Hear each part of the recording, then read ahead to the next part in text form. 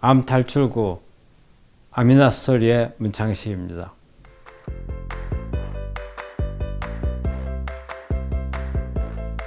제가 우리 암 환자들을 처음에 이렇게 초진 상담을 하게 되면 여러 가지 질문을 합니다. 환자가 어떻게 발병이 됐고, 또 증상은 어떻고, 또 뭐 수술은 어떻고, 이런 것을 물어보지만 그 중에서 절대 빼놓지 않고 물어보는 게 하나가 있는데, 그게 가족력입니다. 가족 중에 암이 있는 환자가 있는가, 이걸 물어보는데, 우리가 보통 암 환자들을 많이 이렇게 상담을 하다 보면은 일반인들이 가족 중에 암이 있는 것보다 우리 암 환자들이 가족 중에 암을 가지고 현재 있거나 아니면 전에 가족 중에 암이 있었던 사람이 있거나 암으로 해서 돌아가셨던 분이 있거나 이런 게 상당히 많이 있습니다. 근데 이런 걸 보자면은 이 암이라는 게 뭔가 유전적인 부분하고 관련이 있지 않는가 하는 생각을 참 많이 하고, 또 우리 환자분들이 암이 유전되는 병이냐 하고 물어보는 경우가 많이 있습니다. 근데 지금까지 많은 연구 논문을 통해서 암은 유전병은 아니다 라고 결론이 되어 있습니다. 그렇다면은 왜 암 환자 가족 중에 암 환자가 많았을까요?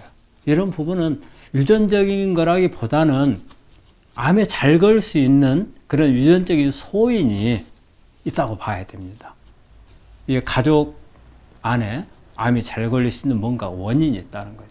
근데 되게 이렇게 말을 하면은 유전적인 부분이 영향이 크다. 근데 제가 오늘 이야기하고 싶은 것은 암 가족력 중에는 유전적인 부분만이 아닌 다른 요소들이 있을 수 있다는 것을 설명을 지금 드리려고 하는 겁니다. 만약에 유전적인 부분이 다라면은 한 집안에 암 환자가 한 명 발생을 하게 되면 다른 가족들도 전부 암에 취약하고, 그 다음에 유전적인 부분이기 때문에 극복할 수 있는 힘이 별로 없습니다. 그런데 이렇게 암이 많은 가족이 있더라도 어떤 가족들은 암을 잘 극복을 하고, 또 어떤 데는 암을 극복하지 못하는 것을 많이 볼 수 있는데, 거기에는 유전적인 소인만이 아닌 다른 요소가 있을 거라고 봅니다. 저는 그런 부분들을 어떤 부분이라고 생각을 하느냐 하면은, 예를 들어서 음식 같은 경우도 그렇습니다. 한 집안에 음식을 되게 공유를 합니다. 그 다음에 그 가족들은 거의 대부분 다 입맛이 비슷합니다.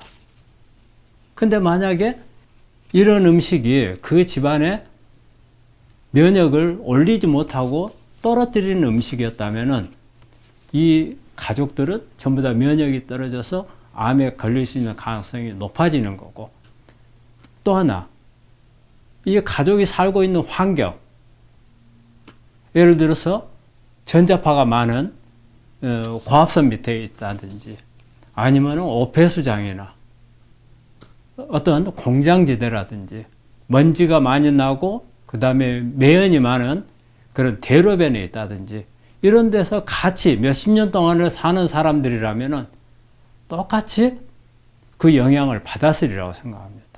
그러면은 이런 경우도 마찬가지로 가족 간에 공유되는 부분이고, 그 다음에 집안에 어떤 하나의 스트레스 요인이 있다면은 그 스트레스를 우리 가족끼리 다 공통으로 갖게 되는 겁니다.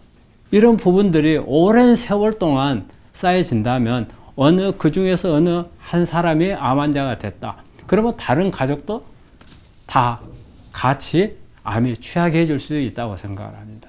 그래서 유전적인 소인 부분만이 아니고 살면서 만들어지는 가족 간의 어떤 요인들이 가족력으로 작용을 할 수 있다는 겁니다.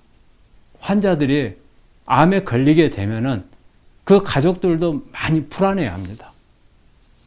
우리 어머니가 암에 걸렸는데 그렇다면 나도 암에 걸리지 않겠나, 이런 생각을 하는데, 꼭 그렇지만은 않고, 만약에 자기 주변에 어떤 그런 암에 취약할 수 있는 요인이 있다면 이런 부분들을 개선을 하고, 그 다음에 음식이 잘못됐다. 그러면 음식 습관을 고치고, 스트레스가 많았다. 그러면 스트레스를 고치고, 유해한 환경이었다. 그 환경을 피할 수 있다면은 내 가족 중에 한 사람이 암에 걸렸더라도 걸리지 않을 수 있다는 거죠.